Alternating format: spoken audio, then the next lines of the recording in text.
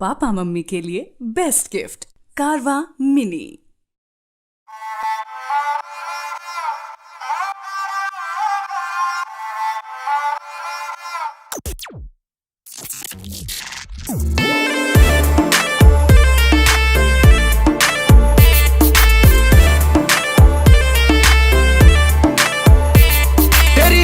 बता रही है कि कल रात तेरे संग सीन हुआ, उलझन में थी फुल नाइट, तू जगले जागल तुझे दिन हुआ। तेरी आंखें बता रही है कि कल रात तेरे संग सीन हुआ, उलझन में थी फुल नाइट, तू जगले जागल तुझे दिन हुआ।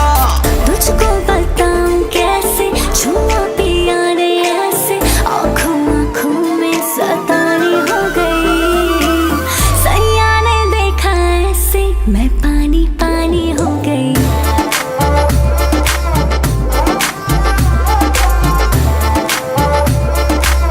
मैं पानी पानी हो गई।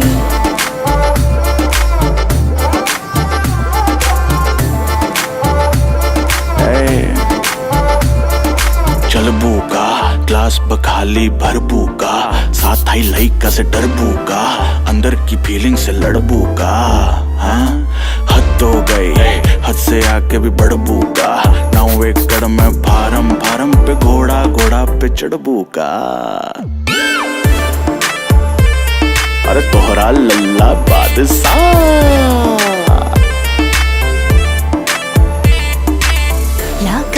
लाज कैसे हम बोले, राज के बात कैसे हम खोले। क्रिएट माहौल कैसे भइल, कैसे मिटवलू मन के माइल। तुझको बताऊं कैसे छुआ पिया रे ऐसे, आँखों आँखों में सतानी हो गई। सैया ने देखा ऐसे मैं पानी पानी हो गई।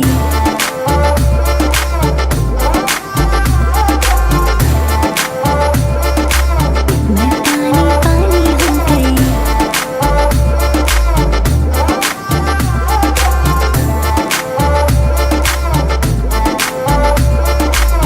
उतना पर्सनल मत होखा, हर बात में ना हमारा के टोका। सारी शुभम के आई कहिया बारी। तुझको बताऊं कैसे छुआ पिया रे ऐसे, आँखों आँखों में सतानी हो गई। सैया ने देखा ऐसे मैं पानी पानी हो गई।